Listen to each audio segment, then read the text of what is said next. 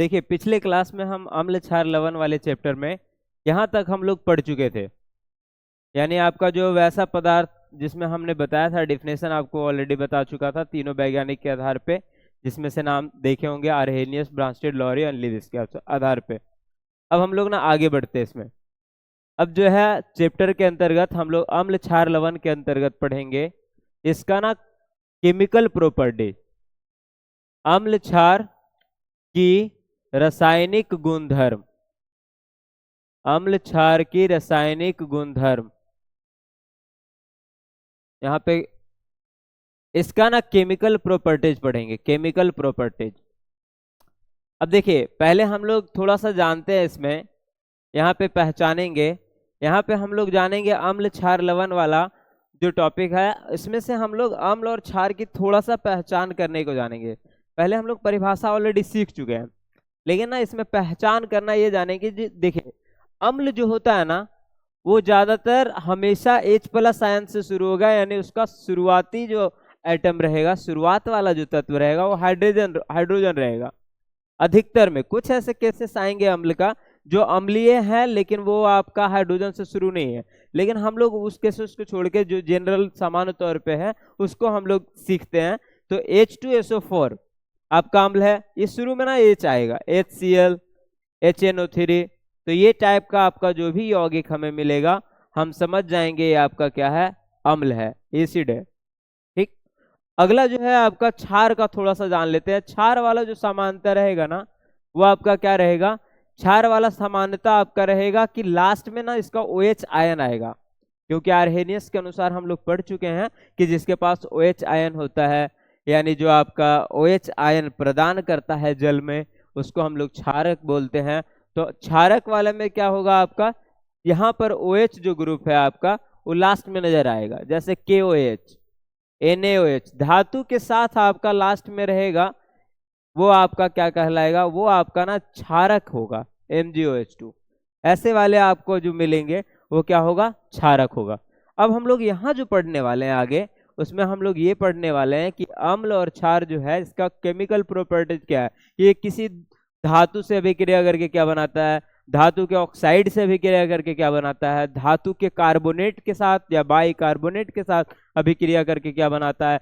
जब ये अम्ल क्षार के साथ अभिक्रिया कर लेता है, क्षारक के साथ अभिक्रिया कर लेता है तो क्या बनाता है, फिर अधातु जो है वो आपका क्षार के साथ अभिक्रिया करके क्या बनाता है, क्षारक वाला आपका क्या है वो क्या बनाता है। तो ये सारी जानकारियां हम लोग आगे इसमें पढ़ेंगे। तो देखिए अम्ल और क्षार का समानता पहचानने का तरीका ये, आगे हम लोग और सीखेंगे कि अम्ल कौन है, क्षार कौन है, विस्तृत रूप से आगे सीखेंगे। पहले हम अम्ल और क्षार को थोड़ा सा पहचान ले इसलिए ताकि हम इसका गुणधर्म को क्लियरली अच्छे तरीके से जान सके। तो पहले देखिए आते हैं हम लोग अम्ल में।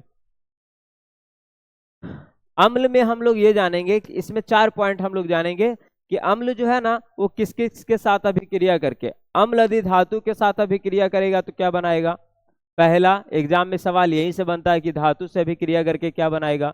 दूसरा क्वेश्चन रहता है धातु के ऑक्साइड के साथ अभिक्रिया करके क्या बनाएगा।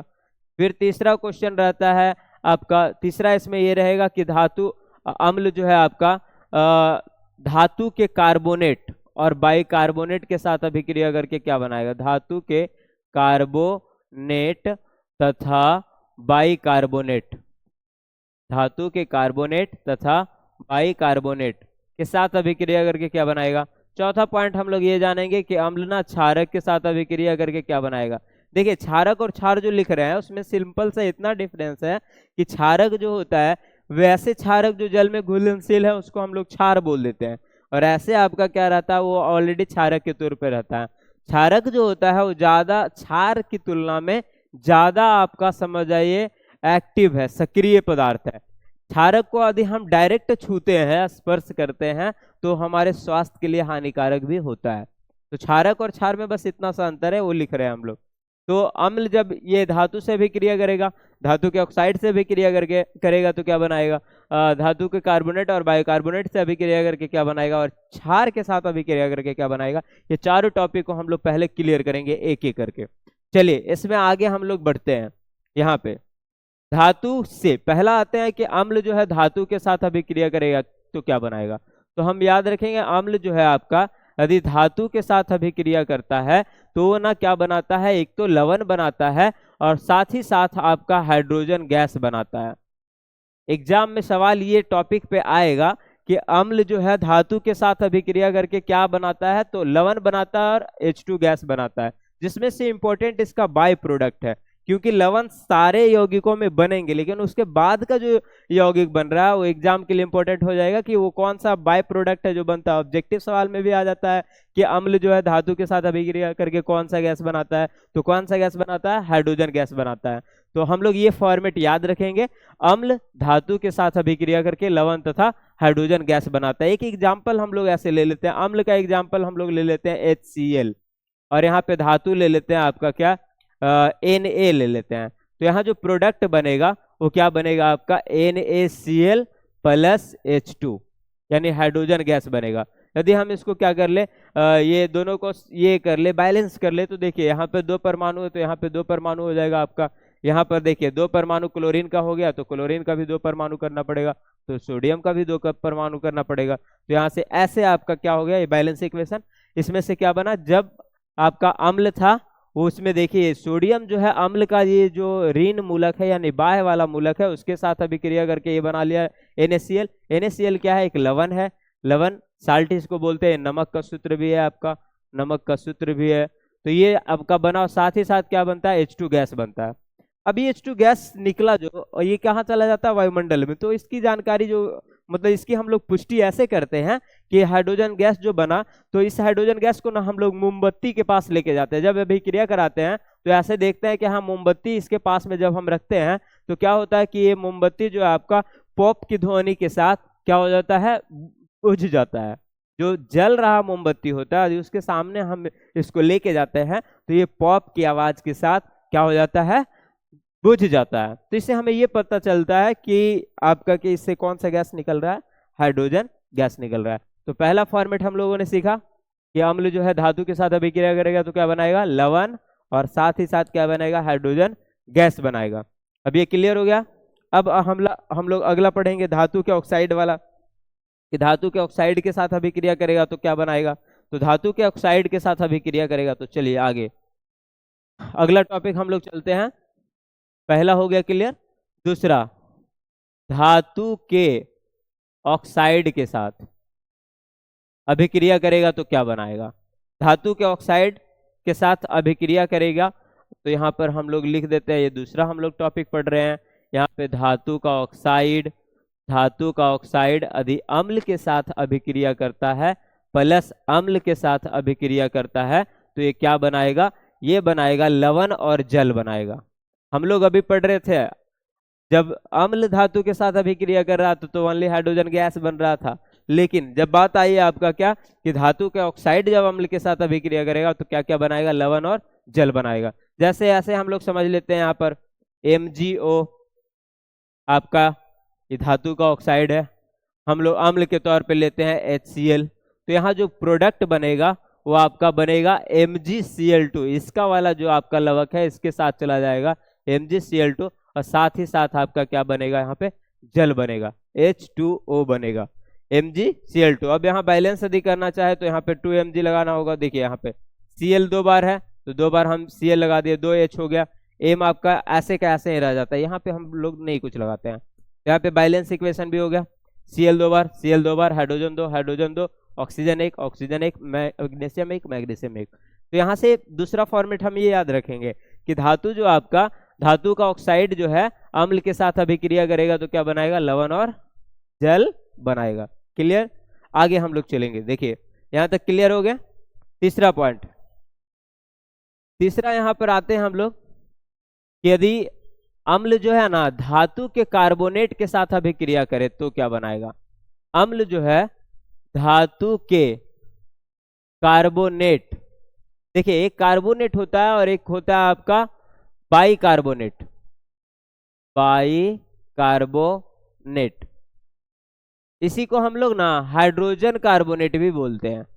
इसका दूसरा नाम क्या है, हाइड्रोजन कार्बोनेट, ये है आपका। तो देखिए अम्ल जब धातु के कार्बोनेट और बाइकार्बोनेट के साथ अभिक्रिया करता है तो ये ना दो प्रोडक्ट बनाता है, पहला तो एक लवण बनाएगा, दूसरा आपका जल बनाएगा, और साथ ही साथ कार्बन डाइऑक्साइड गैस बनाएगा। यहाँ पे ये सबसे इंपॉर्टेंट हो जाता है। एग्जाम में सवाल बनता है कि अम्ल जब है धातु के कार्बोनेट के साथ अभिक्रिया करता है तो कौन सा गैस उत्पन्न करता है, तो कौन सा गैस उत्पन्न करेगा, ये करेगा आपका CO2 कार्बन डाइऑक्साइड। देखिए रिएक्शन है इसलिए यहाँ पे हम लोगों को ज्यादा याद ही करना पड़ेगा। इस समझने के तौर पे यदि समझ तो सकते हैं हम लोग, लेकिन फिर हमें याद करना पड़ेगा इसको, तो हम लोग याद रखेंगे इसको कि अम्ल जब धातु के कार्बोनेट और ये बनाता है तो इंपॉर्टेंट क्या हो जाएगा, लवण तो हर किसी में बनेगा। अब हमें ये याद रखना है कि किसमें गैस बन रहा है और किसमें आपका लिक्विड बन रहा है, साथ ही साथ कौन सा प्रोडक्ट बाय प्रोडक्ट बन रहा है। तो यहाँ पे बाय प्रोडक्ट के रूप में कौन आ रहा है, CO2 कार्बन डाइऑक्साइड गैस आ रहा है। अब देखिए इसका एग्जाम्पल हम लोग ले लेते हैं। यहाँ पे हम लोग करते हैं आपका क्या, H2SO4 एक ले लेते हैं अलग से H2SO4, और यहाँ पे हम लोग लगाते हैं धातु के कार्बोनेट। धातु के कार्बोनेट में हम लोग सोडियम वाला लगा देते हैं Na2CO3। ये आपका धातु का कार्बोनेट है, ये Na2CO3। अब इसके साथ जब हम रिएक्शन करेंगे तो क्या प्रोडक्ट बनेगा, पहला बनेगा लवण। लवण हमेशा इसका इंटरचेंजिंग रहेगा, तो लवण बनेगा आपका NaSO4, और साथ ही साथ हमें प्रोडक्ट के रूप में और क्या मिलेगा, बता फिर जल मिलेगा तो H2O मिलेगा, और साथ ही साथ हमें एक और पदार्थ मिलेगा जिसको बोलेंगे कार्बन डाइऑक्साइड गैस। तो ये भी हमें क्या मिलेगा, कार्बन डाइऑक्साइड गैस मिलेगा। तो हम ना तीसरा टॉपिक को क्लियर कर रहे हैं यहाँ पर। तो देखिए धातु जब कार्बोनेट के साथ अभिक्रिया करे, धातु के कार्बोनेट के साथ अभिक्रिया करेगा अम्ल, तो क्या क्या बनाएगा, लवण बनाएगा Na2, इसको Na2SO4 लिखेंगे। ये लवण है आपका, ये ना जल है आपका, और ये कौन सा गैस है, CO2 जो है आपका इस यहाँ पे कौन सा फॉर्मेट में है, तो गैस के रूप में है आपका, तो ये आपका गैस हो गया। यदि यही क्वेश्चन फिर एक और के साथ है कि कार्बोनेट के साथ अभिक्रिया करा रहे हैं तो क्या बन रहा है आपका, ये बन रहा है। तो ये रिएक्शन हम लोग याद रखेंगे ये वाला, कि जब आपका अम्ल H2SO4 Na2CO3 के साथ अभिक्रिया करेगा, यानी सल्फ्यूरिक अम्ल आपका सोडियम कार्बोनेट के साथ अभिक्रिया करेगा, तो क्या बनाएगा, लवण बनाएगा, और साथ ही साथ आपका क्या बनाएगा, जल बनाएगा, और ये आपका गैस बनाएगा। ये आपका हो गया दूसरा रिएक्शन। एग्जाम्पल हम लोग ले रहे हैं इसी के साथ। ये हो गया आपका सल्फ्यूरिक अम्ल, सल्फ्यूरिक अम्ल, इसको हम लोग बोलते हैं अम्लों का राजा, किंग ऑफ एसिड, यानी सबसे ताकतवर भी बोल सकते हो आप इसे। लेकिन क्या है, ताकतवर जो होता है वो हम लोग सांद्रता पे निर्भर करता है, वो आगे हम लोग देखेंगे, किसी किसी का वो pH वैल्यू पे निर्भर करता है। तो किंग ऑफ एसिड भी बोला जाता है। इसी से हम लोग क्या बनाते हैं, तेजाब बनाते हैं, जो त्वचा वगैरह को भी जला देता है, जो आपका क्या है, इसका इस्तेमाल हम लोग बैटरी के पानी में भी करते हैं। तो आगे हम लोग जानते हैं, ये हो गया आपका लवण जल गैस। एक कार्बोनेट वाला बाई कार्बोनेट का एग्जाम्पल हम लोग ले लेते हैं। तो बाई कार्बोनेट में भी ऐसा एग्जाम्पल ले लेते हैं, H2SO4 है, साथ में आपका NaHCO3 है, ये आपका है सोडियम बाई कार्बोनेट, इसी को हाइड्रोजन कार्बोनेट, H लग जाएगा ना किसी ग्रुप में, सल्फेट SO4 H लग जाएगा, साथ में HSO4 हो जाएगा, तो उसको हम लोग बोलते हैं बाई सल्फेट। तो यहाँ पे H लग गया आपका, तो ये है आपका सल्फ्यूरिक अम्ल, सल्फ्यूरिक अम्ल, और इसकी अभिक्रिया करा रहे हैं हम लोग सोडियम बाई कार्बोनेट के साथ, sodium by carbonate, sodium by carbonate के साथ कराएंगे। तो रिजल्ट के तौर पे हमें क्या मिलता है, ये रिजल्ट के तौर पे हमें फिर वैसा ही पदार्थ मिलेगा। पहले देखिए लवण, तो यानी Na जो है इसके साथ SO4 के साथ, तो यहाँ पे बनाएगा Na2SO4, साथ में हमें और क्या मिलेगा, दूसरा हमें मिल जाएगा, देखिए यहाँ पर HCO3, यहाँ पे जल है H2O हो जाएगा, साथ में आपका CO2 गैस हो जाएगा। ये ऊपर की तरफ, यहाँ पे ऊपर का इशारा इस बात का होता है कि वायुमंडल में चला गया है। तो हम लोग ना तीसरा टॉपिक क्लियर कर लिए कि धातु जब अम्ल जब धातु के कार्बोनेट के साथ अभिक्रिया करेगा तो क्या क्या बनाएगा, लवण बनाएगा, जल बनाएगा, और क्या बनाएगा, CO2 गैस बनाते हैं। इसको ऐसे लिख सकते हैं हम लोग कि अम्ल जब अम्ल की अभिक्रिया धातु के कार्बोनेट और बाइकार्बोनेट से होती है तो लवण, जल तथा कार्बन डाइऑक्साइड गैस बनता है। ये हो गया क्लियर तीसरा टॉपिक। चौथा, धातु के ऑक्साइड हम लोग पढ़ लिए। देखिए यहाँ पर धातु के ऑक्साइड हमने पढ़ लिया। इसके पहले हमने पढ़ लिया धातु अम्ल के साथ अभिक्रिया करके क्या बनाता है। अब इसके आगे हम लोग चलेंगे नेक्स्ट यहाँ पर, जिसको हम लोग चौथा टॉपिक था कि अम्ल ना क्षार के साथ अभिक्रिया करके क्या बनाएगा, अम्ल प्लस क्षार आपस में अभिक्रिया करके क्या बनाएगा। तो अम्ल प्लस क्षार भी आपस में अभिक्रिया करके क्या बनाएगा, लवण और जल बनाएगा। एग्जाम में ये ऑब्जेक्टिव सवाल में आता है 10 के बोर्ड में कि अम्ल प्लस क्षार, यहाँ पे भरना रहेगा आपका, फिलअप रहना और 4 ऑप्शन दे देगा कि इनमें से कौन सा ऑप्शन यहाँ पे सटीक आएगा। तो लवण और जल बनाता है, अम्ल और क्षार आपस में अभिक्रिया करके क्या बनाएगा, लवण और जल। इस अभिक्रिया का नाम हम लोग फर्स्ट चैप्टर में पढ़ते हैं, जिसको हम लोग बोलते हैं उदासीनीकरण अभिक्रिया। इसको क्या बोलते हैं, इसी वाले अभिक्रिया को, कि जब अम्ल और क्षार आपस में अभिक्रिया करता है, लवण और जल का बनाता है, तो इस अभिक्रिया का नाम क्या है, उदासीनीकरण अभिक्रिया। उदासीनीकरण अभिक्रिया, उदासीनीकरण अभिक्रिया, ये इसका नाम है। अब देखिए अम्ल के तौर पे यहाँ पे हम लोग ले लेते हैं HCl, क्षार के तौर पे यदि हम लोग ले लेते हैं NaOH। ठीक, तो रिजल्ट के तौर पे देखिएगा ध्यान से, ये वाला इसका आपका इसके साथ आ जाएगा। Na आपका धातु मूलक है, ये तो हमेशा आगे रहेगा, Cl इसके साथ आ जाता है, और साथ ही साथ यहाँ पे देखिएगा H2O बन जाता है आपका। HOH इसका वाला और H इसका वाला, H और HOH मिलके क्या बना देता है, जल। इसको हम लोग लवण बोलते हैं और इसको हम लोग क्या बोलते हैं, जल बोलते हैं। तो ये आपका ये हो गया, ये पार्ट क्लियर हो गया। अब नेक्स्ट, अम्ल में हम लोगों को यही 4 पढ़ना था। ये 4 जो है आपका, इसमें हम लोगों को जानकारी, यही जानकारी लेना था कि कौन अम्ल किसके साथ अभिक्रिया करके क्या बनाएगा, ये जानकारी हम लोगों को लेना था। अब आगे हम लोग जो पढ़ेंगे वो आपका क्या है, धातु जब क्षार के साथ अभिक्रिया करेगा तो क्या बनाएगा, जब धातु के ऑक्साइड क्षार के साथ अभिक्रिया करेगा तो क्या बनाएगा, ऐसा वाला हम लोगों को अब पढ़ना है। तो हम लोग आते हैं यही वाला रिजल्ट में। नेक्स्ट, अब आते हैं हम लोग अभिक्रिया वाला में। नेक्स्ट वाला जो है क्षार का गुणधर्म। पहले हम लोग पढ़ रहे थे अम्ल का रासायनिक गुणधर्म, अभी हम लोग पढ़ेंगे किसको, क्षार का गुणधर्म। तो यहाँ पर हो जाएगा क्षार का रासायनिक गुणधर्म, रासायनिक गुणधर्म, ये चौथा पॉइंट आपका, क्षार का रासायनिक गुणधर्म। अभी रिएक्शन पढ़ रहे हैं हम लोग, तो ये ना थोड़ा सा मतलब ये समझ सकते हैं थ्योरी के अलावे अलग से जो हो जाता है, ये थोड़ा सा मुश्किल पड़ता है, थोड़ा सा, ज़्यादा भी नहीं पड़ता है ऐसा, लेकिन हम लोग इसको क्लियर करके आगे फिर हम लोग इसका थ्योरी पढ़ेंगे। तो क्षार का रासायनिक गुणधर्म, अब क्षार जो है आपका सेम धातु के साथ यदि अभिक्रिया करे क्षार तो क्या बनाएगा, फिर उसके बाद आपका कार्बोनेट के साथ अभिक्रिया करेगा तो क्या बनाएगा, ये सारे हम लोग इसमें पढ़ेंगे। कार्बोनेट, धातु के कार्बोनेट के साथ अभिक्रिया करके क्या बनाएगा। लेकिन यहाँ ध्यान रखेंगे, यहाँ पे आगे हम बताते हैं आगे क्या है कि धातु के कार्बोनेट के साथ वाला रिएक्शन हम लोग नहीं पढ़ेंगे। वो इसलिए नहीं पढ़ेंगे क्योंकि धातु का जो कार्बोनेट है वो ऑलरेडी फिर भी क्षार है। धातु का जो कार्बोनेट है वो क्या ऑलरेडी एक क्षार है, तो क्षार क्षार से अभिक्रिया कर रहा है, तो उसके रिजल्ट का हम लोग जो रिएक्शन है वो ज्यादा पढ़ते नहीं है। हम लोग वो पढ़ते हैं जो बाय प्रोडक्ट जिसमें निकाला जाएगा, तो धातु से। और दूसरा हम लोग यहाँ पे जान लेते हैं कि आपका अधातु के ऑक्साइड से, क्योंकि धातु के ऑक्साइड भी क्या होते हैं, क्षारीय होते हैं, इसीलिए तीसरा रिएक्शन धातु के ऑक्साइड, ये वाला से हम लोग जानेंगे। तो 2 हम लोग जानेंगे, पहला धातु के साथ क्षार अभिक्रिया करके क्या बनाता है, और दूसरा हम लोग ये जानेंगे कि इसमें आपका धातु के ऑक्साइड के साथ अभिक्रिया करके क्या बनाता है, ये दोनों हम लोग जानेंगे इसमें। चलिए देखिए अगला टॉपिक में यहाँ पे चलते हैं।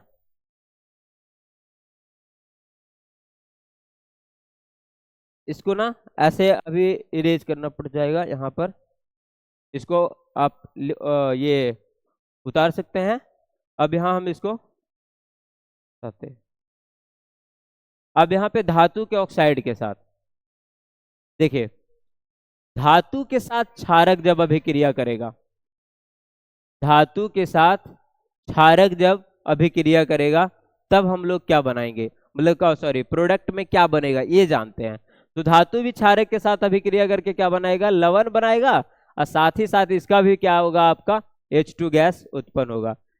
अम्ल और क्षार दोनों धातु के साथ अभिक्रिया करेगा तो क्या बनाएगा, हमेशा एक ही टर्म बनाएगा, वो है आपका क्या, लवण बनाएगा, और साथ ही साथ आपका H2 गैस बनाएगा। जैसे देखिए यहाँ धातु के रूप में हम लोग ले लेते हैं जिंक को, और यदि अभिक्रिया करा देते हैं इसके साथ हम लोग NaOH को, NaOH को, तो यहाँ पे जो प्रोडक्ट के रूप में आता है ना वो आपका आ जाएगा ऐसे, जिंक आ जाएगा, यहाँ पर देखिए Na लगा देते हैं शुरू में, Zn और O2 आ जाएगा, ये आ जाएगा आपका, और साथ ही आपका क्या हो जाएगा यहाँ पे H2 गैस आ जाएगा। तो ये प्रोडक्ट बनेगा। तो हम याद रखेंगे बस कि धातु ना क्षारक के साथ अभिक्रिया करके क्या क्या बनाता है, लवण बनाता है, और साथ ही साथ आपका क्या बनाता है, H2 गैस बनाता है। लवण और क्या बनाता है आपका, H2 गैस बनाता है। क्लियर। नेक्स्ट अगला टॉपिक जो है आपका कि धातु अधातु के ऑक्साइड के साथ, अधातु, चूंकि धातु का ऑक्साइड यहाँ क्यों नहीं पढ़ रहे हैं, जो उसमें पढ़े थे उसमें क्यों नहीं पढ़ रहे हैं, इसलिए पढ़ रहे हैं चूंकि धातु का ऑक्साइड ना क्षारीय ही हो जाता है। तो क्षार के साथ रिएक्शन वाला एक्टिविटी नहीं पढ़ना, हमें वो एक्टिविटी पढ़ना है जो आपका क्या है, अलग अलग प्रवृत्ति वाला। तो अधातु के ऑक्साइड यदि किसके साथ अभिक्रिया करेगा, क्षारक के साथ अभिक्रिया करेगा, तो क्या रिजल्ट में क्या बनाएगा आपका, ये रिजल्ट में आपका बनेगा लवण, और साथ ही साथ आपका क्या बनेगा, जल। लवण और क्या बनेगा आपका, जल बनेगा। तो एग्जाम्पल हम लोग एक ले लेते हैं, अधातु का ऑक्साइड कार्बन डाइऑक्साइड ऐसे ले लेते हैं आपका। क्षारक के तौर पे यहाँ पे NaOH ले लेते हैं हम लोग, तो रिजल्ट के तौर पे आपका ये बनेगा Na2CO3, और साथ ही साथ यहाँ पे बन जाएगा आपका जल H2O, ये प्रोडक्ट के रूप में आ जाएगा। तो इसी को हम लोग क्या बोलेंगे, यह धातु का ऑक्साइड क्षारक के साथ अभिक्रिया करके क्या बनाएगा, लवण और जल बनाएगा। ये हम लोग याद रखेंगे। तो बस ना जितना हमने बताया अभी उसका फॉर्मेट याद रखिएगा, ये सबका क्या याद रखिएगा, फॉर्मेट कि क्या क्या अभिक्रिया करके बना है। जैसे यहाँ पे देखिए अम्ल जब क्षार के साथ तो लवण और जल बनाएगा, ये फॉर्मेट याद रखना पड़ेगा हम लोगों को ज्यादा, और बाकी ये चीजें ज्यादा इंपॉर्टेंट है नहीं या बोर्ड के दृष्टिकोण से। अम्ल धातु के कार्बोनेट और बाइकार्बोनेट के साथ अभिक्रिया करेगा तो लवण जल और क्या बनाएगा, CO2। तो ये ना फॉर्मेट जो है आपका ये वाला आपको याद रखना है, ये फॉर्मेट जो आपका रिएक्शन में है उसको याद रखना है।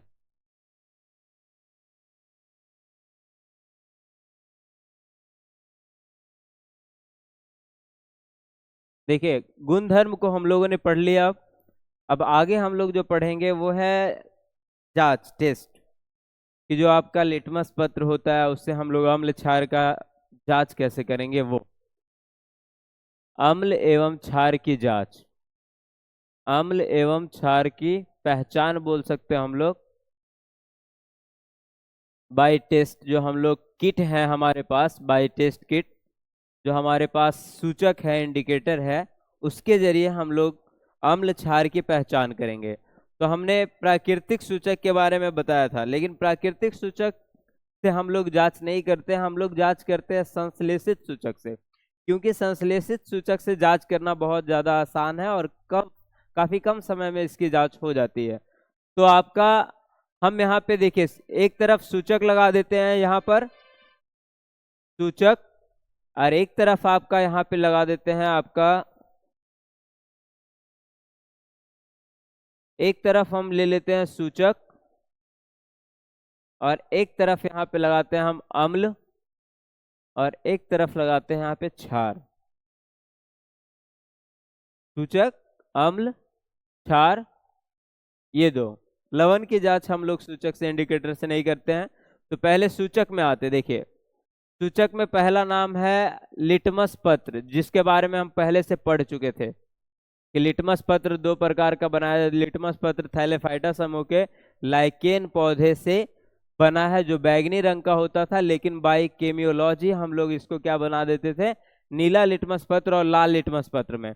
तो देखिए जो आपका अम्ल है वो लिटमस पत्र में, जो नीला लिटमस पत्र को ये क्या करता है, लाल करता है, यानी नीला से आपका लाल करेगा, और इसके लिए हमेशा नीला लिटमस पत्र का ही इस्तेमाल होगा। अम्ल की जांच के लिए नीला लिटमस पत्र का इस्तेमाल होगा, और ये क्या कर देगा, नीला से लाल कर देगा, और यदि नीला से लाल नहीं करता है तो वो अम्ल नहीं है। क्षार में क्या होगा, आपका लाल लिटमस पत्र यूज होगा, और ये क्या करेगा, लाल से नीला करेगा, आपका क्या, लाल से नीला करेगा।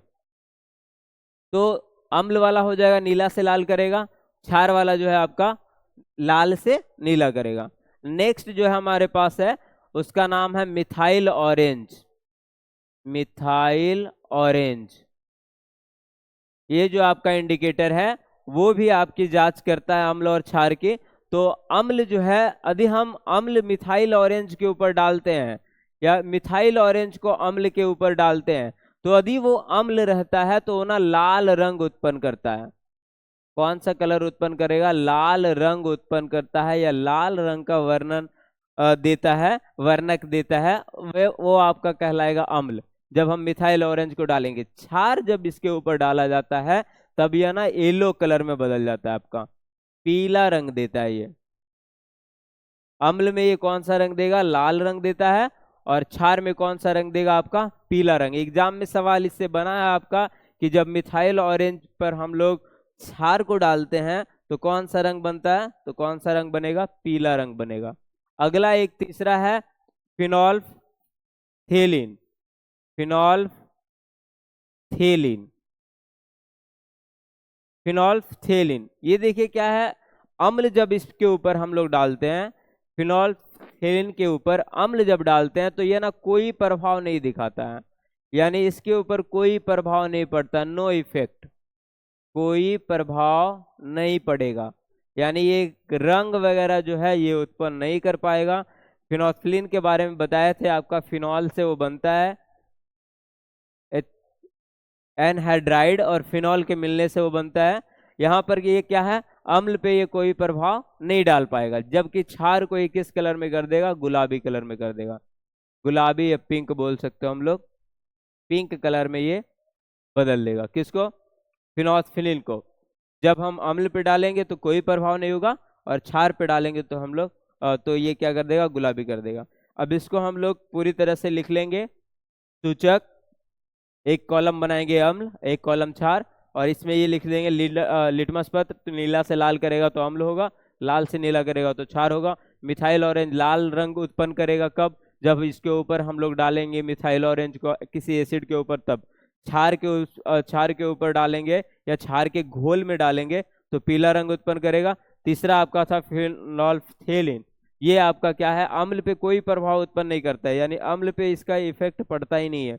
इसका इफेक्ट पड़ता है आपका किस पे? क्षार पे पड़ता है। क्षार पे ये क्या कर देगा? गुलाबी रंग का उत्सर्जन करता है। तो ये क्लियर हो जाएगा, इतना हम लोग सीख लिए, ये गुणधर्म था इसका।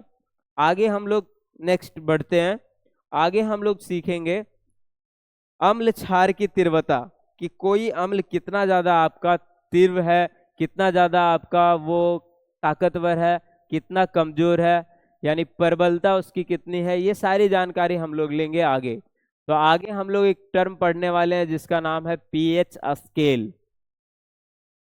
पीएच स्केल, देखिए पीएच स्केल अम्ल और क्षार का प्रकृति को नहीं बल्कि उसकी तीव्रता को दर्शाता है। जैसे कि हम लोग देखते हैं कि जब भूकंप आता है तो उसके लिए हम लोग भूकंप के को मापने के लिए सिस्मोग्राफ यंत्र का इस्तेमाल करते हैं, लेकिन जब उसकी इंटेंसिटी मापनी होती है, जब उसकी तीव्रता मापनी होती है तो हम लोग ना रिएक्टर स्केल लगाते हैं, स्केल लगाते हैं। तीव्रता मापने के लिए स्केल बहुत ज्यादा जरूरी है, इसीलिए आपका अम्ल क्षार की तीव्रता मापने के लिए पीएच स्केल बना। देखिए पीएच स्केल की खोज जो है वो एस.पी.एल. सोरेनसन ने किया है। एस.पी.एल. सोरेनसन, एस.पी.एल. सोरेनसन, यदि ऐसे लिखेंगे तो ऐसे लिखा जाए SPL. Sorensen, L Sorensen, Sorensen. इसने खोज किया आपके पीएच स्केल की। कब खोज किया? 1909 ईस्वी में, 1909 ईस्वी में। ये डेनिश वैज्ञानिक है, डच वैज्ञानिक को हम लोग डेनिश बोलते हैं, तो ये ना डेनिश का रहने वाला वैज्ञानिक है, तो डेनिश वैज्ञानिक है। हमें ज्यादा इसमें ये याद नहीं रखना है कि कौन ये कब खोज हुआ, ये हमें याद रखना है किस देश के हैं, इससे ज्यादा इंपॉर्टेंट इसका नाम है सिर्फ, कि पीएच स्केल की खोज किसने की है? तो सोरेनसन ने की है। कब की? 1909 ईस्वी में किया, क्योंकि 1901 ईस्वी से 1938 ईस्वी तक ये लैब के निर्देशक भी थे। 1901 ईस्वी से 1938 ईस्वी तक ये प्रयोगशाला या लैब के क्या थे? निर्देशक थे, निर्देशक ये थे।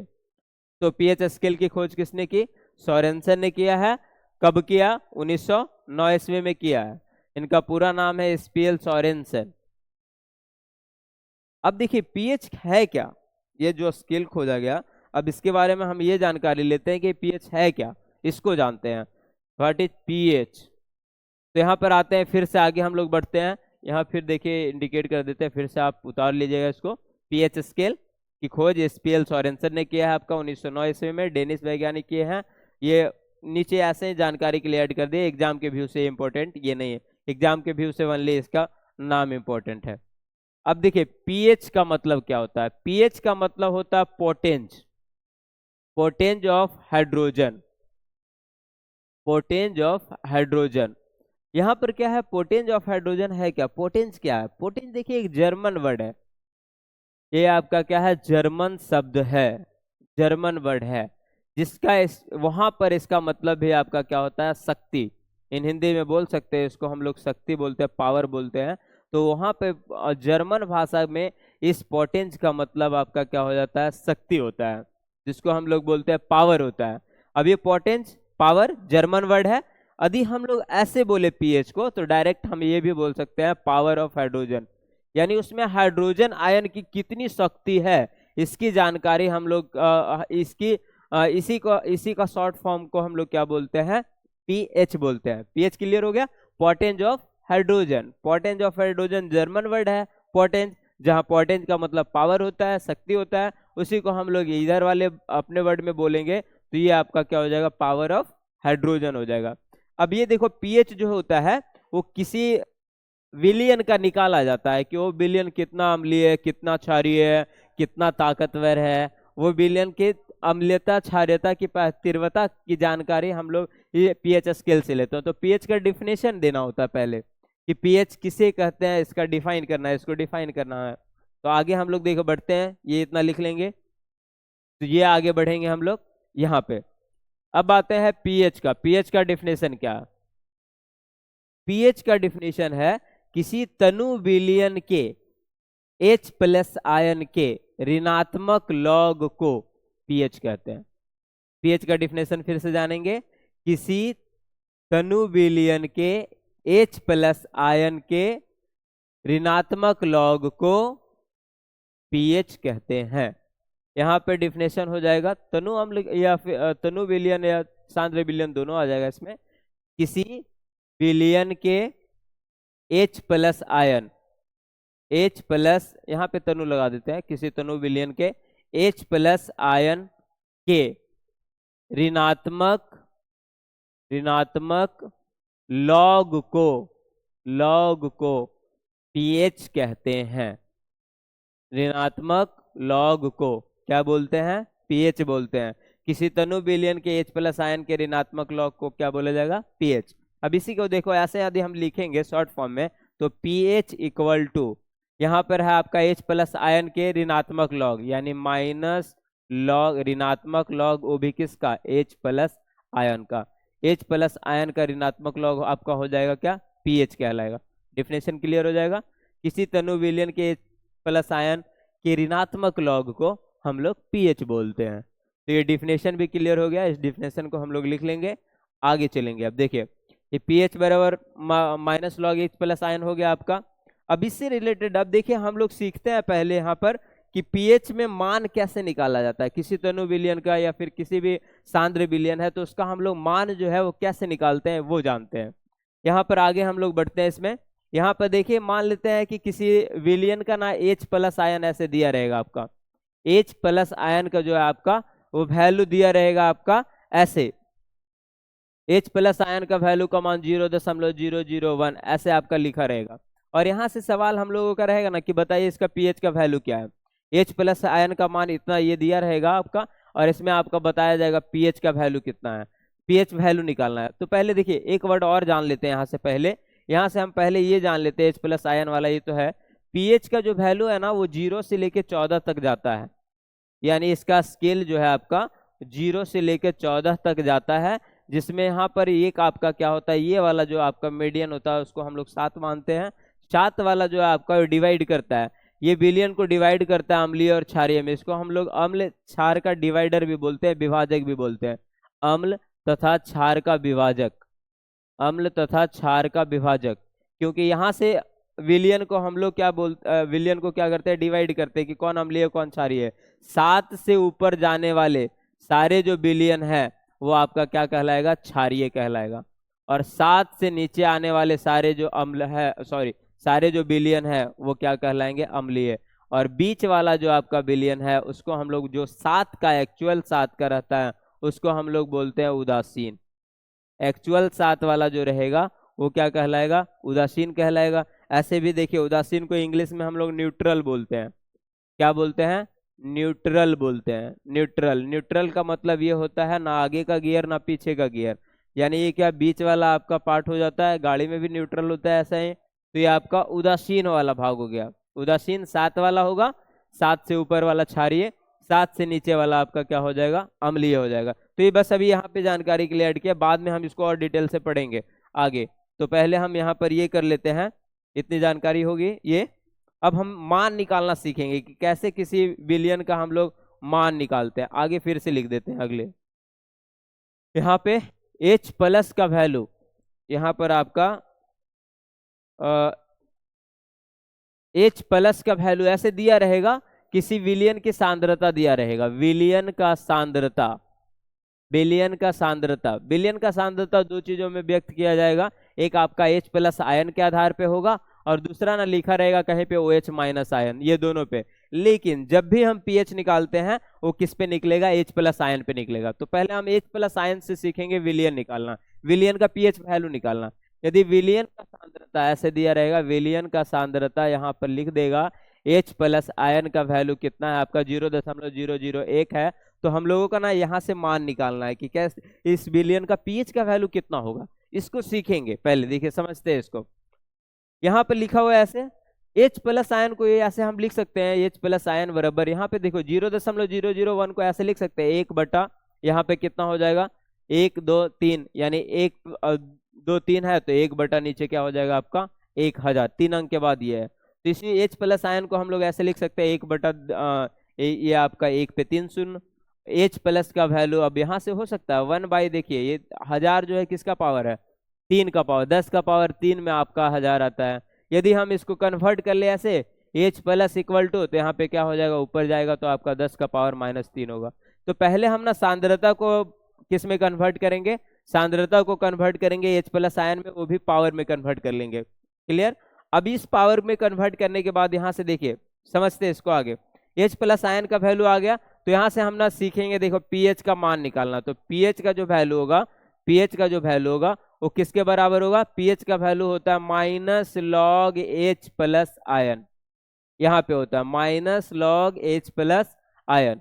अब इसको देखिए यहाँ पे लॉग आएगा, तो लॉग के अंदर ना 2-3 प्रॉपर्टीज होता है, हम थोड़ा सा उसकी जानकारी लेते हैं। लॉग के अंदर गुना भाग का प्रॉपर्टीज होता है। जैसे यहाँ पे देखिए लॉग में आपका क्या होता है कि यदि लॉग में m रहे गुना के अंदर, तो यहाँ पर क्या हो जाता है, ये जोड़ में हो जाता है। बाहर निकलने के बाद ये होगा log m plus log n, ये हो जाएगा आपका। यदि यही आपका डिवाइडर में रहा log m बटा n में, तो यहाँ पर क्या हो जाता है, ये बाहर आने पे माइनस में आ जाएगा, log m minus log n, यानी बाहर आने पर ये आपका प्रॉपर्टीज ऐसे बदल जाएगा। अभी यदि कहीं पे पावर में रहा log m to the power n, तो ये ना n जो है आपका बाहर आ जाता है और अंदर वाला आपका पार्ट यहाँ पे चला जाएगा, यानी m to the power n रहेगा तो n log m हो जाएगा। गुना में क्या होता है, लॉग यदि लॉग के अंदर कोई गुणनफल के रूप में रहेगा तो बाहर आने के बाद वो जोड़ में बदल जाता है, भाग में रहेगा तो बाहर आने के बाद घटाव में बदल जाता है, और यदि पावर में रहे तो वो गुणक के रूप में आ जाता है n log m। अब यहाँ से देखिए 2-3 मान भी हमें जानना है लॉग के अंतर्गत, जिसमें से log 1 का मान, यदि लॉग जो लॉग के अंदर आपका 1 का वैल्यू जो होता है वो कितने के बराबर होता है, 0 के बराबर होता है। उसी तरह log 10 का वैल्यू जो होता है वो कितने के बराबर होता है, 1 के बराबर होता है। और अब अगला जो है आपका, ये आपका log e होता है, एक टर्म log e बेस है आपका, एक्सपोनेंशियल बोलते हैं इसको हम लोग, ये आपका बेस होता है। तो log e का वैल्यू भी कितना होता है, 1। तो देखिए यहाँ पर pH का जब हम लोग ये मान लेते हैं ना, तो ये log जो है ना 10 बेसिस पे चलता है। इस बात का ध्यान रखेंगे हम लोग कि ये जो log है वो किस बेसिस पे चलेगा, 10 बेसिस पे। तो यहाँ पर फिर यदि हम मान निकालना जाएंगे तो pH बराबर माइनस लॉग, यहाँ 10 बेसिस पे है, और h का पावर आपका क्या है 10, h प्लस का वैल्यू क्या है 10 का पावर -3 है, 10 का पावर -3 है। अब यहाँ पे अभी हम लोग सीखे हैं, अभी हम लोग सीखे हैं कि यदि m to the power n रहेगा, log के अंदर m to the power n रहेगा तो n ना बाहर आता है, n जैसे बाहर आएगा, ये माइनस पहले से -3 बाहर आ गया, तो यहाँ पर क्या बच गया log 10 और इसका वैल्यू आपका यहाँ पे 10 है। तो जब बेस बराबर रहेगा ना दोनों का, तो दोनों का वैल्यू हो जाता है 1। जैसे log 10 है, यहाँ पे भी 10 लिखा, log 5 लिखा रहेगा, log 2 का 2 लिखा रहेगा, तो भी आपका वैल्यू 1 होगा। तो pH का वैल्यू यहाँ से कितना हो जाएगा, pH का वैल्यू आपका हो जाएगा माइनस इंटू -3 इक्वल टू कितना, +3। ये वैल्यू आपका कब निकलेगा, जब बिलियन का सांद्रता ऐसे दिया रहेगा, तो आपका ये आपका हो जाएगा pH का वैल्यू कितना हो जाएगा, +3। इसको निकालने के लिए ऐसे हम लोग निकालते हैं, ऐसे शॉर्ट फॉर्म भी इसका हम लोग आगे सीखेंगे। तो ये क्लियर हो गया यहाँ तक। आगे हम लोग चलते हैं, देखिए आगे हम लोग H+ आयन में है, एक और एग्जांपल लेते हैं OH- आयन का। H+ आयन का ऐसे निकालेंगे हम लोग वैल्यू, OH- आयन का ऐसे निकालेंगे। OH- आयन पे आते हैं, OH- आयन का ऐसे दिया रहेगा आपका, OH- आयन इक्वल टू यहाँ पे लिख देगा 0.001, और हम लोगों से फिर ये आपका 0.00 ऐसा लगा देते हैं 0, और यहाँ भी 0 लगा देते हैं, 5 0, 4 0 और उसके बाद 1 लगा रहे हैं। तो OH- का वैल्यू दिया रहेगा आपका यहाँ 0.0001 है। अब हमें इससे निकालना है कि बताइए इसका pH का वैल्यू क्या होगा, pH बराबर वाट इतना। तो देखिए यहाँ मान दिया हुआ है OH- का, और हम लोग जो फॉर्मूला अपनाते हैं वो हमेशा फॉर्मूला किसका रहता है, H+ का। तो OH- से पहले हम लोग करेंगे H+ में कन्वर्ट, तो उसके लिए ना एक रूल है, उसका रूल क्या है आपका कि H+ गुने OH- इक्वल टू 10 का पावर ना कितना होता है, -14। ये जो है आपका, ये आपका H+ और OH- दोनों के आयन का गुणनफल कितने के बराबर होता है, 10 का पावर -14 के बराबर होता है। अब यहाँ 10 के पावर -14 के बराबर होता है, तो देखो फिर से आते हैं हम लोग, OH का मान इतना दिया हुआ है, ये वाला रूल का इस्तेमाल करके हम क्या करेंगे, H+ वाले को ना OH- वाले को ना कन्वर्ट कर लेंगे H+ वाले में, और H+ वाले में कन्वर्ट करेंगे तो तुरंत आंसर आपका आ जाएगा। तो यहाँ से देखिए पहले हम लोग यहाँ पे लिखा हुआ OH- आयन, तो OH- इक्वल टू 0.00001 लिखा हुआ है, इसको हम लोग कन्वर्ट करते हैं पहले ऋणात्मक, इसमें ऋणात्मक वैल्यू में। तो इसको हम लोग ऐसा लिख सकते हैं 1/1 2 3 4 5, यानी 10 का पावर कितना हो जाएगा आपका 5, या नहीं तो फिर पहले डायरेक्ट ऐसे लिखेंगे 0 0 लगाएंगे, इसी को शॉर्ट कर दिया हमने, यानी इसी को देखो ऐसे लिखा हुआ है 1.000 आपका 5 बार हो गया आपका, 1 पे 5 शून्य, यहाँ इसी को हम लोग 10 का पावर 5 लिख दिया। अब देखिए यहाँ से OH का माइनस, यदि हम डायरेक्ट वैल्यू निकालना चाहे तो 10 का पावर 5 जो नीचे है, ऊपर जाने के बाद क्या हो जाएगा, 10 का पावर -5 हो जाएगा।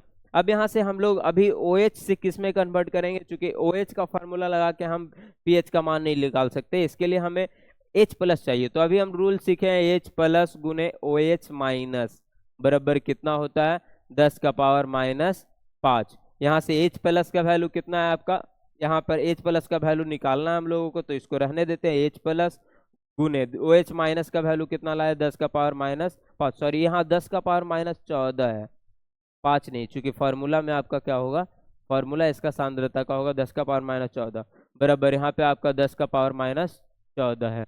अब इसी को देखिए यहाँ पे कन्वर्ट कर लेते हैं, H+ बराबर, यहाँ H+ बराबर क्या हो जाएगा, 10 का पावर -14 बटा यहाँ पे भागा में आएगा 10 का पावर -5, यहाँ पे H+ होगा, ये ऊपर जाएगा तो आपका क्या होगा, प्लस में आ जाएगा, क्योंकि माइनस में है तो ऊपर जाता है प्लस में, प्लस रहता है तो ऊपर जाता है माइनस में, तो 10 का पावर -14 ऊपर गुना में यदि कन्वर्ट करेंगे तो ये क्या बन जाएगा, 10 का पावर +5।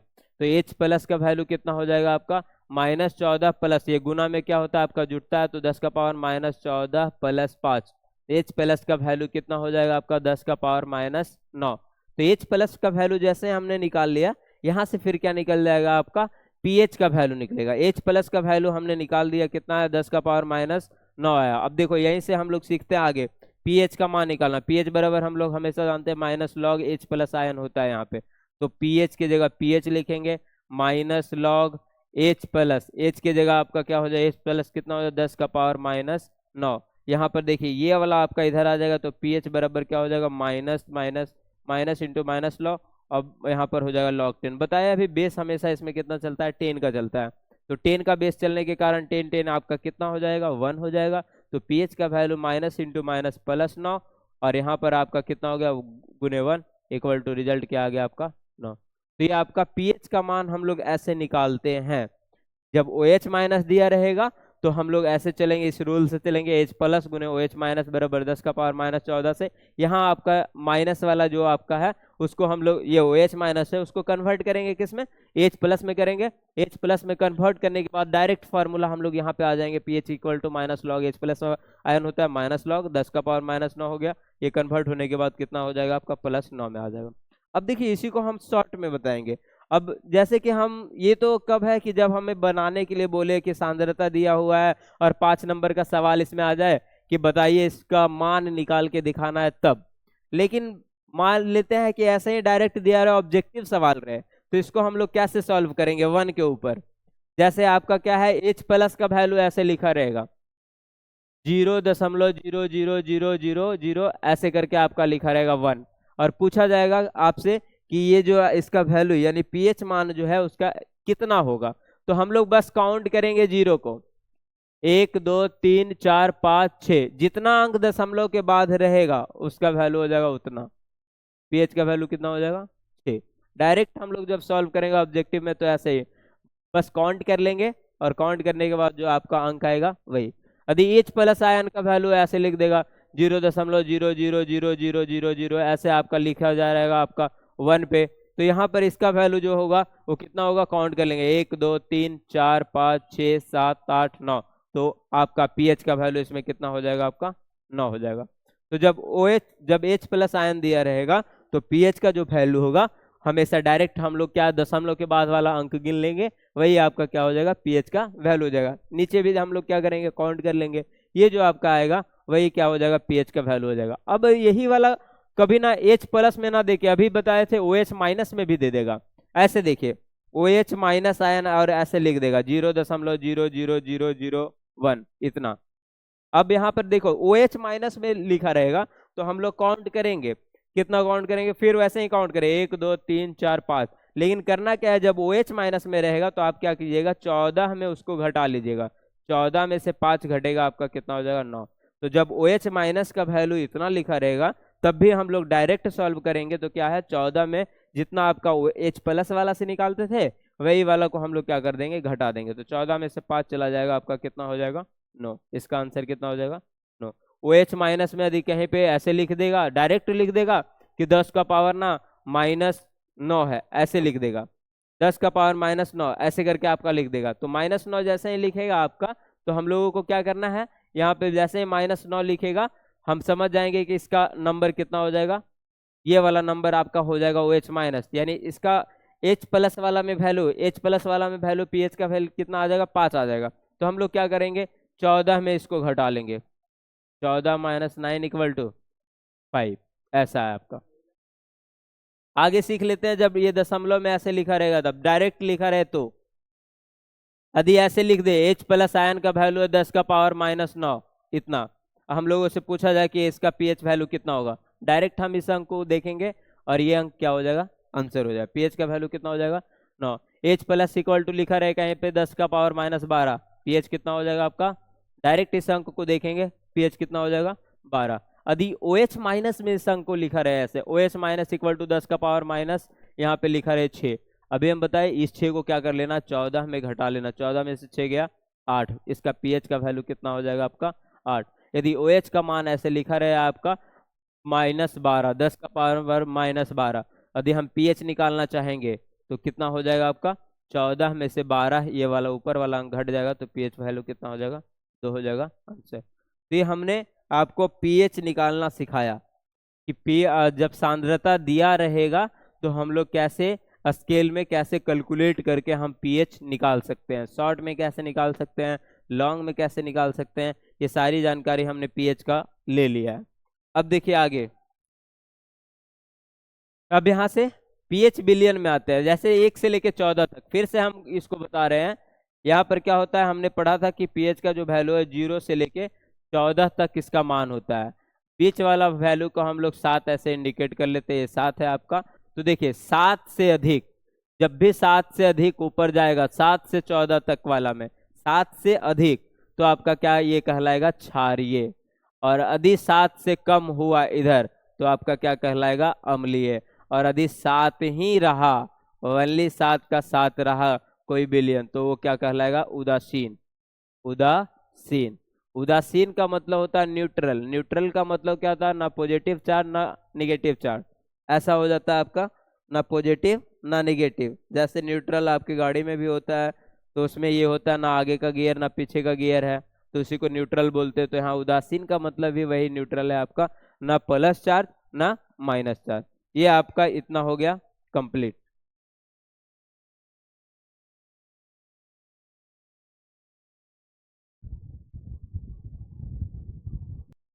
चलिए देखिए, हम लोग पीएच मान निकालना सीख गए हैं ऑलरेडी। अब हम लोग पीएच वैल्यू जो है, कुछ कुछ पदार्थों का ना जो पीएच वैल्यू है वो हमें याद करना होगा कि कौन सा पदार्थ का कितना पीएच वैल्यू है, उसका क्या मान होगा। तो हम ना एक सीरीज से उसे याद करेंगे। तो एक तरफ हम क्या करते हैं, एक तरफ पदार्थ लगाते हैं, एक तरफ उसका ना पीएच वैल्यू लगाते हैं। एक तरफ हम पदार्थ लगाते हैं और दूसरे तरफ हम लिखते हैं उसका पीएच मान, यानी उसका जो पीएच वैल्यू होगा वो कितना होगा। एक बात हमेशा देखिए याद रखेंगे, अब पीएच वैल्यू जो होता है ना कहीं कहीं पे वेरिएबल रहेगा। वेरिएबल रहने का मतलब ये हो जाता है आपका, वेरिएबल का मतलब ये हो जाता है कि कभी कभी ना पीएच का मान बदलता रहता है। कुछ कुछ जगहों पे, जैसे आपका HCl हाइड्रोक्लोरिक गैस है हमारे अंदर पेट के अंदर पाया जाता है, लार जो होता है उसका ना पीएच मान ये सब का कुछ ना कुछ वेरी करता है, बदलता है। तो उसको हम लोग ये स्टेबल रख के कुछ का मान जो स्टेबल है उस पर ध्यान देंगे, और साथ ही साथ जो अनस्टेबल है तो उसका ना रेंज लिख लेंगे कि वो कहाँ से कहाँ तक जाता है। तो सबसे पहले हम लोग देखिए, इस पदार्थ में हम लोग आते हैं पहला, बैटरी का पानी। बैटरी का पानी, यानी जो बैटरी आपका देखे होंगे कि ये रहता है वो एसिडिक नेचर का रहता है बैटरी का पानी। और बैटरी के पानी का जो पीएच वैल्यू होगा, यानी जो उसका पीएच का मान होगा, वो पीएच का मान जो होगा ना वो आपका लगभग एसिडिक नेचर का होने के बावजूद भी कम होता है, उसका पीएच का वैल्यू 0 होता है। ऐसा मान सकते हैं 0.23 के आसपास जाता है, लेकिन हम इसको ना एक्चुअल रूप में जो मानेंगे उसका ना वैल्यू जो आपका क्या हो जाएगा, 0 हो जाएगा। फिर है आपका अगला हाइड्रोक्लोरिक अम्ल। अगला आपका क्या है, हाइड्रोक्लोरिक अम्ल। हाइड्रोक्लोरिक अम्ल, ये तो हाइड्रोक्लोरिक अम्ल का जो पीएच वैल्यू होता है वो कितना के बराबर है, 1 के बराबर है। किसके बराबर है, 1 के बराबर है हाइड्रोक्लोरिक अम्ल का। अब तीसरा है आपका, तीसरा पदार्थ हम लोग लेते हैं gastric juice. Gastric gastric juice, ये आपका यहाँ पे ऐसे है आपका गैस्ट्रिक जूस। ये इसको हटाते हैं, ये फिर से लिख देते हैं इसको।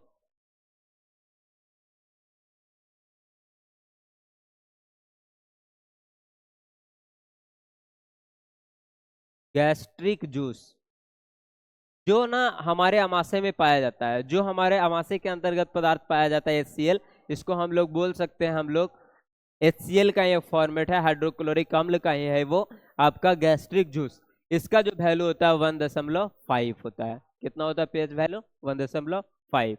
इसके बाद आता है चौथा नंबर पे हम लोग लाते हैं कोक या पेप्सी को। कोक पेप्सी, कोक पेप्सी, ये दोनों का जो पीएच वैल्यू होता है ना, यानी जो आपका पीने वाला पेय पदार्थ है इसका पीएच वैल्यू आपका 2.5 के बराबर होता है। कितने के बराबर होगा, 2.5 का। उसी तरह अगला है आपका नींबू का रस। नींबू का रस, यानी जो आपका हम लोग लेमन जूस पीते हैं, जो आपका लेमन जूस रहता है उसका पीएच वैल्यू जो होता है वो कितना होता है, ये भी आपका 2.5 के आसपास रहेगा, 2.5 ही होगा। फिर अगला है वाइन। वाइन मतलब शराब, यहाँ से आपका ये हो जाएगा वाइन। वाइन का मतलब यहाँ से क्या हो जाएगा, शराब बोल सकते हो इसको वाइन, या फिर बोल सकते हैं हम लोग शराब। अंगूर के किण्वन वगैरह से जो बनता है वो शराब का जो पीएच वैल्यू होगा वो कितना होगा आपका, 3 होगा। उसी तरह आपका सेब का रस,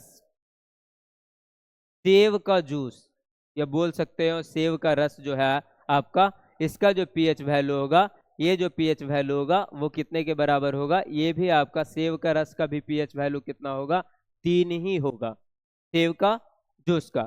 फिर इसके बाद आपका आगे हम लोग जानेंगे सिरका।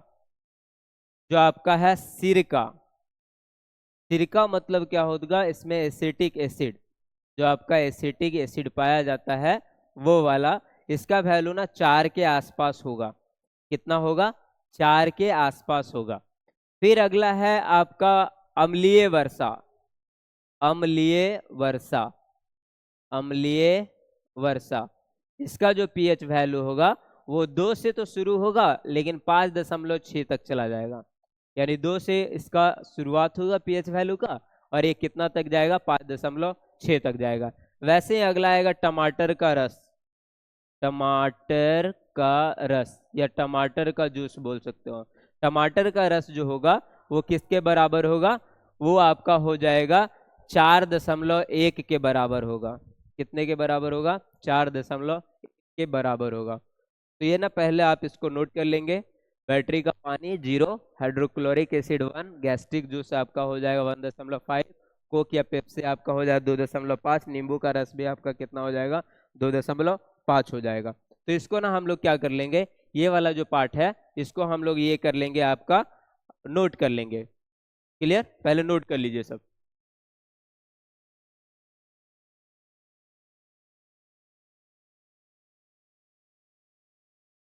चलिए देखिए इतना हो गया। आगे बढ़ते हैं हम लोग। अगला वाला पार्ट जो है आपका, फिर एक तरफ पदार्थ लिखते हैं और एक तरफ आपका हम लिखते हैं पीएच वैल्यू। पदार्थ, पीएच वैल्यू, इसका मान, पीएच का मान। तो देखिए पदार्थ की तरफ अगला हम पदार्थ लेते हैं केला। क्या है? केला। केला का जो पीएच वैल्यू होता है वो आपका क्या होता है? 4.5 से लेके 5.2 के बीच होता है। केला का पीएच वैल्यू कितना होगा? 4.5 से लेके 5.2 तक का वैल्यू होता है इसका। अगला पार्ट है इसके बाद कॉफी। अगला पदार्थ केला के बाद कौन है? कॉफी। कॉफी का जो पीएच वैल्यू होता है एग्जैक्ट आपका 5 के आसपास होता है। एग्जैक्ट जो वैल्यू होगा कॉफी का वो कितना होगा? 5 होगा। कॉफी के बाद अगला पदार्थ हम लोग लेते हैं वो है आपका, कॉफी के बाद बड़ी आंत। हमारा जो आंत होता है उसमें ना दो होता है, एक बड़ी आंत होता है, एक छोटी आंत होता है। तो बड़ी आंत का जो वैल्यू है वो लगभग कितने के बराबर है? 5.4 के आसपास है। बड़ी आंत का जो पीएच वैल्यू है वो कितने के आसपास होगा? 5.4 के आसपास है। अगला पदार्थ है चाय। चाय जो है आपका, ये चाय का जो वैल्यू है वो कितना है? 5.5। चाय का जो वैल्यू है वो कितना है आपका? 5.5 है चाय का। नेक्स्ट चाय के बाद आ जाता है आपका, इसमें आ जाएगा स्वस्थ बाल, नाखून, त्वचा।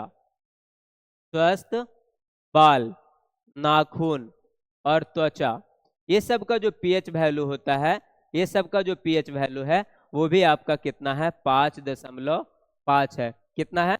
स्वस्थ बाल, त्वचा, नाखून, ये सब का पीएच वैल्यू कितना हो जाएगा आपका? ये आपका हो जाएगा 5.5। अब देखिए हम बताए थे लार के बारे में। किसके बारे में बताए थे? लार। क्या लार का पीएच वैल्यू बताए थे? कुछ ऐसे पदार्थ है जिसका पीएच वैल्यू आपका चेंज हो जाए, चेंजेबल होगा। तो लार ना यहाँ पे हम लोग वैल्यू रखते हैं। लार का जो पीएच मान होगा वो भी भोजन के बाद, भोजन के बाद, लार का जो पीएच मान भोजन के बाद होगा वो कितना हो जाता है आपका? 5.8 होता है। कितना होगा? 5.8। लार का जो पीएच वैल्यू हो जाएगा आपका वो कितना हो जाएगा? 5.8 हो जाएगा लार का। अगला है लार के बाद पनीर। पनीर का जो पीएच वैल्यू होता है वो आपका कितना हो जाएगा? पनीर का पीएच वैल्यू होता है 5.9। कितने के बराबर हो जाएगा आपका? 5.9 के आसपास हो जाएगा। अगला है आपका शीतल पेय पदार्थ।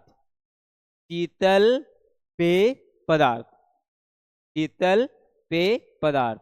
तो शीतल पेय पदार्थ का जो वैल्यू हो जाता है आपका 6.0 के आसपास होगा।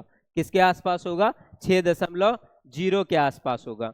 अगला है आपका मानव मूत्र। मानव मूत्र, ये जो आपका है इसका भी जो पीएच वैल्यू होता है वो आपका कितने के आसपास होगा? 6.0 के आसपास होगा। अगला है शीतल पेय पदार्थ हो गया, मानव मूत्र हो गया। नेक्स्ट आपका होता है सामान्य वर्षा।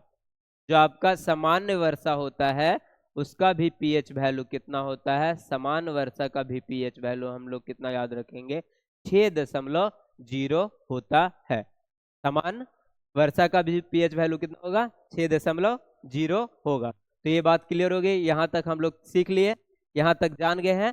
अब ना इसको क्या कर लीजिए आप, फिर से आप इसको नोट कर लीजिए, ये वाला जो मान है उसको आप नोट कर लीजिए। यहाँ तक हम लोग उतार लिए, आगे चलते हैं। देखिए अगला वाला में, अगला वाला में भी हम लिखते हैं एक तरफ पदार्थ और दूसरा तरफ हम लोग लिखते हैं आपका पीएच वैल्यू, पदार्थ और उसका पीएच वैल्यू। इसी में आगे हम लोग सीरीज में चलते जा रहे हैं, तो इसमें आगे चलते हैं। देखिए पदार्थ में अगला पदार्थ जो हम लोग ले रहे हैं वो आपका है मक्खन। जो मक्खन आपका बटर, उसका जो वैल्यू होता है, उसका वैल्यू 6.1 से लेके 6.4 के बीच होता है। मक्खन का जो वैल्यू होता है वो कितना होता है, 6.1 से लेके कितना, 6.4 तक होता है। मक्खन के बाद अगला पदार्थ आपका आ जाएगा, वो है गाय का दूध। देखिए दूध और गाय का दूध में थोड़ा सा का पीएच का वैल्यू का अंतर होता है। सामान्य दूध जो होता है भैंस वगैरह का या फिर किसी और जानवर का, उसका पीएच वैल्यू थोड़ा ज्यादा होता है और गाय के दूध का पीएच का वैल्यू थोड़ा कम होता है। तो गाय का दूध का पीएच वैल्यू आपका कितना हो जाएगा, आपका 6.4 होता है। कितना हो जाएगा, 6.4। इसी तरह यदि हम सामान्य दूध, यानी आपका समझ जाए कि सामान्य जानवरों का जो आपका दूध है, तो सामान्य दूध जो होगा आपका, वो आपका उसका जो पीएच वैल्यू होगा वो कितना होगा, 6.5 के बराबर। कितना हो जाएगा आपका, 6.5 के बराबर हो जाएगा। अगला नेक्स्ट हम लोग लेते हैं, अगला पदार्थ में हम लोग लाते हैं ये, तो यहाँ पर नेक्स्ट समान पदार्थ के बाद जल। देखिए एक आएगा जल, एक को हम लोग ज्यादा शुद्ध जल बोलते हैं। जैसे एक जल है आपका, तो जो जल का पीएच वैल्यू होता है वो 7 के बराबर होता है। जल का पीएच वैल्यू कितना होगा, 7 के बराबर होगा। इसी तरह यदि हम शुद्ध जल की बात करें, तो देखिए शुद्ध जल का भी पीएच वैल्यू आपका 7 ही होगा, लेकिन यहाँ पे हम ना इंडिकेट ऐसे कर देते हैं 7.0। इसका मतलब ये है कि शुद्ध जल का पीएच वैल्यू 7 तो होगा, लेकिन थोड़ा सा ज्यादा रह सकता है, 7 से थोड़ा सा ज्यादा रह सकता है। वो क्या है आपका, शुद्ध जल, ये आपका रहेगा। ये अगला है आपका साधारण नमक। साधारण नमक, तो देखिए साधारण नमक का जो पीएच वैल्यू होगा वो भी कितने के बराबर होगा, वो भी पीएच वैल्यू कितना होगा आपका, 7 ही होगा। साधारण नमक का पीएच वैल्यू भी कितना है, 7 है। अगला है शैम्पू। जो हम लोग शैम्पू करते हैं बालों में लगाने के लिए, बालों को डेंड्रफ वगैरह हटाने के लिए या फिर धोने के लिए जिसका इस्तेमाल करते हैं, जिस शैम्पू का, उसका ना पीएच वैल्यू 7.0 से लेके कितना तक होता है, 10 तक होता है। यानी अभी देखिए, अभी जितना भी हम लोग पढ़ रहे थे सब ना एसिडिक था, क्योंकि 7 से कम वाला पढ़ रहे हैं। अब 7 से ज्यादा वाला पढ़ रहे हैं, तो 7 से ज्यादा वाला में हम लोग देखे आपका क्या आ गया, यहाँ पे शैम्पू। शैम्पू का जो पीएच वैल्यू है 7.0 से आपका 10 के बीच में है, यानी ये क्या होता है, क्षारीय होता है। अगला है शैम्पू के बाद लार का पीएच वैल्यू। लार का पीएच वैल्यू, लार का, तो देखिए लार का जो पीएच वैल्यू, लार सिर्फ लिख देते हैं, का हटा देते हैं, और वो भी लेकिन भोजन के, वो वहां पे पढ़े थे भोजन के बाद, ये है भोजन के पहले। तो देखिए हम बताए थे कि पीएच का वैल्यू कभी कभी ना वेरी करता है। वो कैसे वेरी करता है, इसी बात पे, भोजन जब हम लोग उसके भोजन नहीं लिए होते हैं तो हमारा जो पीएच वैल्यू होता है लार का वो ज्यादा होता है, लेकिन जैसे ही हम भोजन करते हैं तो पीएच वो जो है ना, हमारा जो लार है वो एसिडिक मीडियम में बदल जाता है, तो इसलिए उसका पीएच वैल्यू कम हो जाता है। वहां हम लोग पढ़े थे लार का पीएच वैल्यू 5.8 के आसपास पढ़े थे। तो और यहाँ पर देखिए पढ़ रहे हैं लार का जो भोजन के पहले जो पीएच वैल्यू होगा वो कितना हो जाएगा आपका, 7.4 हो जाएगा। कितना होगा, 7.4 होगा। अगला जो वैल्यू है आपका लार का पीएच वैल्यू के बाद, नेक्स्ट है आपका जिसको बोलते हैं हम लोग आंसू। आंसू, जो मानव आंसू है, हम लोगों का जो आंसू है वो आपका क्या है, देखिएगा ये दोनों मीडियम में रहता है। एक तो आपका पहले क्या होता है कि जब हम कम रोते हैं या फिर कम आंसू निकलता है तो बेसिक नेचर का होता है। ज्यादा निकलने के बाद यदि हम टेस्ट करते हैं इसका, थोड़ा सा भी यदि हम जीभ पे लेते हैं उस आंसू को, तो हमें एसिडिक नेचर जैसा लगता है। तो ये है बेसिक नेचर का। तो आंसू का जो पीएच वैल्यू होगा वो कितना हो जाएगा आपका, 7.4 के बराबर हो जाएगा। अगला है आपका आंसू के बाद जो हमारा सबसे इंपॉर्टेंट, जो हमारा ब्लड सेल है जिसको हम लोग रक्त बोलते हैं, उसका पीएच वैल्यू भी कितना हो जाएगा आपका, इस रक्त का पीएच वैल्यू आपका कितना हो जाएगा, 7.4। इसका भी पीएच वैल्यू कितना होगा आपका, 7.4। तो ऐसा कीजिए, इस सारे ये जो आपका ये हम पदार्थ और पीएच वैल्यू जो है उसको हम क्या करते हैं, इसको हम उतार लेते हैं। तो पहले ये फिर से उतार लीजिए इसको, ठीक है।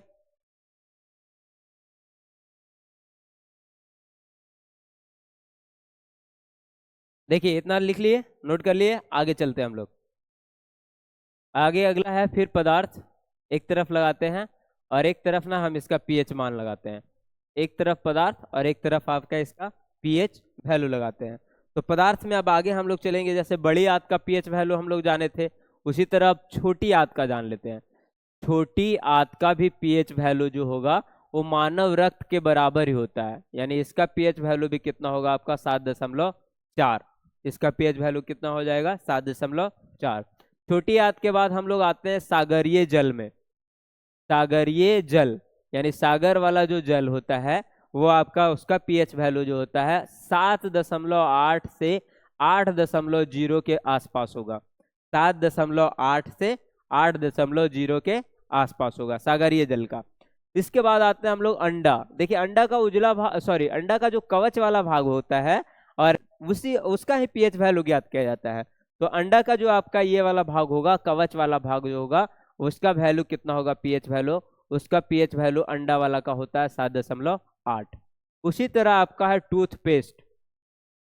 टूथपेस्ट, ये जो टूथपेस्ट है आपका, इसका ना पीएच वैल्यू वो कितने के बराबर होगा आपका 8 के बराबर होता है।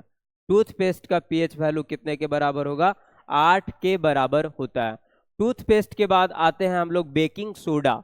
जो खाने वाला सोडा होता है उसका पीएच वैल्यू, बेकिंग सोडा, यानी इसका पीएच वैल्यू ज्ञात करेंगे तो बेकिंग सोडा का जो पीएच वैल्यू होता है 8.5 होता है। कितना होता है बेकिंग सोडा का आपका 8.5 होगा। इसी तरह अगला है milk of magnesia. Milk of magnesia यानी मैग्नीशिया का दूध बोलते हैं इसको, मैग्नीशिया का दूध, इसको क्या बोलते हैं हम लोग, मैग्नीशिया का दूध, मिल्क ऑफ मैग्नीशिया। ये आपका इसका जो पीएच वैल्यू होगा वो आपका कितने के बराबर होगा 10.5 के बराबर होगा। इसका पीएच वैल्यू कितने के बराबर होगा 10.5 के पीएच वैल्यू के बराबर होगा। अगला मैग्नीशिया के दूध के बाद हम लोग आते हैं, इसको बोलते हैं हेयर स्टॉकिंग केमिकल्स। एक क्या होता है जो हम लोग बालों में लगाते हैं आपका हेयर स्टॉकिंग केमिकल्स, जो बालों में लगाया जाता है आपका, इसका इस्तेमाल ना बालों को मुलायम करने के लिए, बालों को ज़्यादा अच्छा आकार देने के लिए, या फिर बालों को थोड़ा रौनक या फिर बोल सकते हो लाइट लाने के लिए इसका इस्तेमाल करते हैं। तो hair stocking chemicals, hair stocking stocking chemicals, chemical, इसका जो पीएच वैल्यू होगा, ये हेयर स्टॉकिंग केमिकल्स का जो पीएच वैल्यू होता है वो आपका ना, इसका पीएच वैल्यू हो जाता है आपका 11.5 से लेके 14 तक रहता है। इसका पीएच वैल्यू जो होगा 11.5 से 14 तक रहेगा। अगला है अमोनिया। अमोनिया, अमोनिया का जो पीएच वैल्यू होगा वो आपका क्या, अमोनिया जो गैस होता है ना उसका पीएच वैल्यू 12.6। इसका जो पीएच वैल्यू होता है आपका, अमोनिया का जो पीएच वैल्यू होता है वो 12.6 के आसपास होता है। फिर उसके बाद आता है अमोनिया के बाद कैल्शियम हाइड्रोक्साइड, किसको बोल सकते हैं हम लोग CaOH2, कैल्शियम हाइड्रोक्साइड। ये आपका क्या है, कैल्शियम हाइड्रोक्साइड का जो पीएच वैल्यू होता है वो भी 12.6 होता है। इसका जो कैल्शियम हाइड्रोक्साइड का है उसका भी कितना होगा 12.6। लेकिन देखिए अमोनिया जो है ना वो पहले ही बताया ये रेंज में चलेगा, इसको हम लोग ऐसा कर देते हैं 11.6 से 12.6, कहीं कहीं पे हम ना मैक्सिमम रेंज लिख दिए हैं। तो आपका अमोनिया का जो होगा वो 11.6 से लेके कितना तक हो जाएगा आपका 12.6 के आसपास होगा, 11.6 से 12.6। ये आपका अगला कैल्शियम हाइड्रोक्साइड हो गया, इतना आपका ये आपका 12.6। अब इसी तरह से हम लोग दो और ले लेते हैं, एक को बोलते हैं, यहाँ पे आगे बढ़ जाते हैं। दो है आपका पदार्थ, एक तरफ हम लिख देते हैं पदार्थ और एक तरफ आपका चल जाएगा नेक्स्ट आपका पीएच वैल्यू। दो बचा हुआ है जो सबसे पीक वाला है, महत्तम वाला है, वो आपका क्या है, एक है आपका NaOH, सोडियम हाइड्रोक्साइड। ये ना डाइल्यूट, डाइल्यूट का मतलब होता है तनु, तनु NaOH, तनु NaOH। इसका जो पीएच वैल्यू होता है वो 13 होता है। और इसी का NaOH में यदि हम आएंगे, कॉन्क वाला जो आपका गाढ़ा बोल सकते हो उसको, गाढ़ा NaOH, इसका जो पीएच वैल्यू होगा वो कितने के बराबर होगा? 14। सबसे महत्तम पीएच वैल्यू किसका होता है? NaOH का होता है, वो भी आपका क्या है? गाढ़ा वाला। ये पीएच वैल्यू वाला जो है आपका पदार्थ, उससे हम लोग कपड़ा धोने वाले जो होते हैं ना, कास्टिक सोडा इसी को बोला जाता है, उससे बनाया जाता है। साथ ही साथ इससे कागज वगैरह भी बनता है इस पीएच वाले के वैल्यू का। तो कागज भी हमारे कौन सा हो जाएगा? आपका क्षारीय हो जाएगा। अब देखिए, इतना रखने के बाद इतना तो हम लोगों ने जान लिया, लेकिन हम लोगों को क्या है कि हम लोगों को ये जानना होगा कि इतना एग्जाम में हमसे इतना वाला नहीं पूछा जाएगा। हम लोग से साधारण कुछ ऐसे हैं जो पूछे जाएंगे। इनमें से आपका क्या है, एक हम लोग याद रखेंगे। देखिए, आपका पहला एक तो हमें जो जो चीजें याद रखना है उसमें से है आपका एक रक्त। रक्त का पीएच वैल्यू हम लोग जान लिए कितना है? 7.4। रक्त का जो पीएच वैल्यू होता है वो कितना है? 7.4। आंसू का याद रखेंगे कि आंसू का पीएच वैल्यू कितना होगा। इतना पढ़ने के बाद हमें 10 एग्जाम के लिए बस 2-4 याद रखना है, ज्यादा इंपॉर्टेंट वाला। ये भी 7.4 है। फिर हम लोग पढ़े हैं आपका, ये आपका जो होता है दांत का पीएच वैल्यू, वो कितना होता है? 5.5 के आसपास होता है दांत का पीएच वैल्यू। अम्लीय वर्षा वाला याद रखेंगे कि अम्लीय वर्षा वाला जो पीएच वैल्यू होता है वो कितना हो जाएगा आपका? ये आपका हो जाएगा 5.6 से कम वाला को, कम वाला जो पीएच वैल्यू होगा अम्लीय वर्षा वाला हो जाएगा। दूध का याद रखेंगे हम लोग, दूध का कितना होता है? 6.4 होता है हमारा, ये दूध का हो जाएगा आपका 6.4। इसी तरह से हम लोग सागरीय जल का याद रखेंगे, सागरीय जल। इतना ये सब ना इम्पोर्टेंट है, 7.8 से 8.0, ये सारा ना क्या है? इम्पोर्टेंट वाला है हम लोगों के पास, जो इम्पोर्टेंट आता है वो है। तो ये सब को है ना हम लोग याद रखेंगे, इतना ही। एग्जाम के व्यू से ये ज्यादा इम्पोर्टेंट ये सब है। बाकी ये वाला जो आपका सबसे ज्यादा इम्पोर्टेंट है, और उसके बाद जो आपका है वो इम्पोर्टेंट उतना तो वो नॉलेज के लिए है ही, लेकिन एग्जाम के व्यू से ये ज्यादा इम्पोर्टेंट है। तो इतना हम लोग कवर करेंगे। पीएच वैल्यू का जो सीरीज था वो हो गया खत्म। अब आगे हम लोग पढ़ेंगे पीएच का इफेक्ट क्या पड़ता है हमारे बॉडी पे, या फिर मिट्टी सॉइल में, या फिर पीएच का क्या महत्व है उसके बारे में पढ़ेंगे। तो अगले क्लास में उसको हम लोग जानेंगे। ओके।